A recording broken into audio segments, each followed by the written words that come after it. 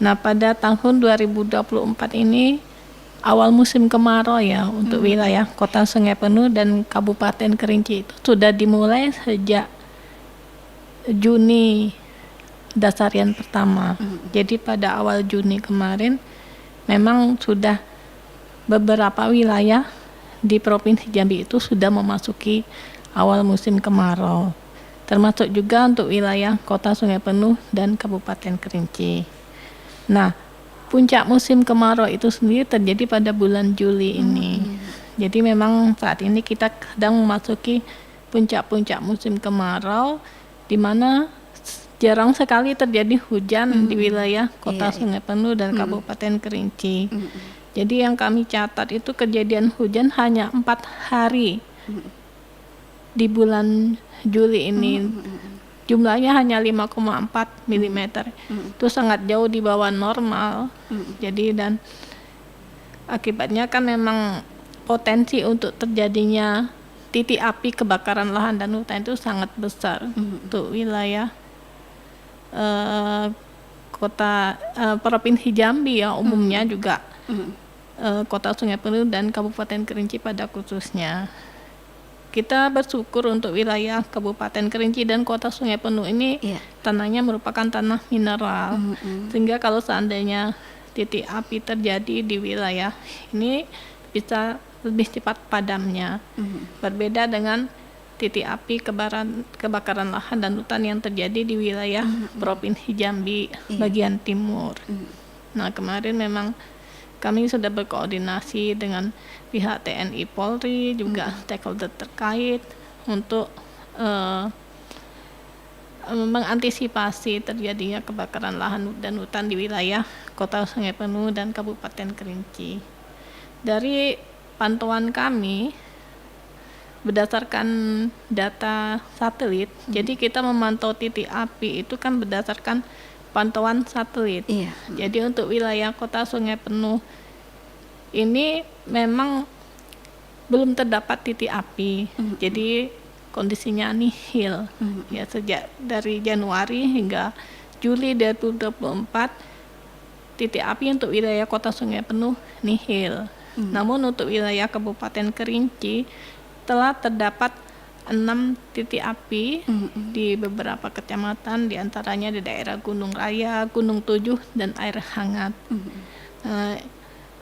Walaupun memang kondisi titik api untuk wilayah Kabupaten Kerinci dan Kota Sungai Penuh ini memang masih relatif jauh lebih rendah dibandingkan wilayah lain di Provinsi Jambi, namun kita juga harus mengantisipasi karena musim kemarau memang masih akan berlangsung ya sampai dengan September, sehingga potensinya akan tetap ada untuk mengantisipasi tumbuhnya titik api di ladang ataupun di lahan pertanian ataupun di daerah hutan lindung, hutan produksi.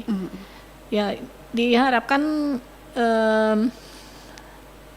partisipasi semua pihak itu baik pemerintah daerah maupun masyarakat untuk bersama-sama menjaga kondisi lingkungan agar tidak tumbuh titik api di wilayah Kota Sungai Penuh dan Kabupaten Kerinci ini. Karena saat ini kita sedang memasuki puncak musim kemarau, yang paling penting untuk diantisipasi adalah terjadinya kebakaran lahan dan hutan.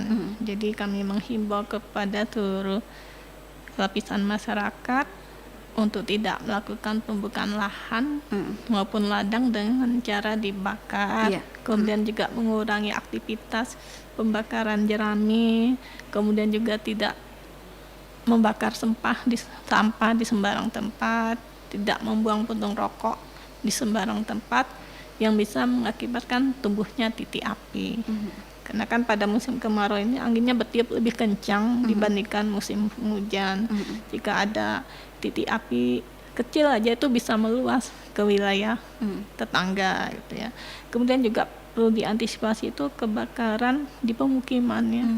Karena biasanya musim kemarau itu banyak terjadi konsleting listrik, kemudian juga mengakibatkan karena angin kencang apinya terbawa sampai ke sebelah, itu paling sering terjadi. Nah kemudian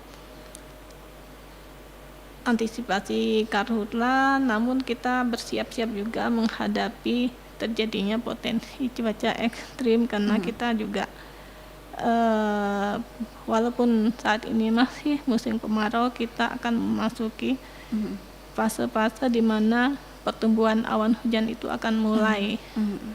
Nah, kami prediksi pada 3 hari ke depan itu akan terjadi hujan walaupun dengan intensitas ringan.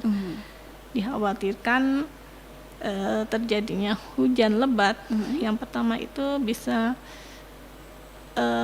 membawa dampak ya, yang bisa saja mengakibatkan terjadinya petir dan angin kencang, hingga untuk mengantisipasi dengan menjaga kondisi lingkungan untuk tidak membuang sampah sembarang tempat, terutama di aliran air. Nah, kemudian juga tadi karhutla cuaca ekstrim bersama-sama ya, bersama-sama seluruh stakeholder juga masyarakat bahu membahu untuk saling mensosialisasikan gitu, memberikan sosialisasi kepada rekan ataupun keluarga, karena kan tidak semuanya kadang melihat televisi ataupun mendengarkan radio, tidak semuanya juga mendapatkan informasi yang sama. Untuk saling bersama-sama, mari kita jaga kondisi lingkungan.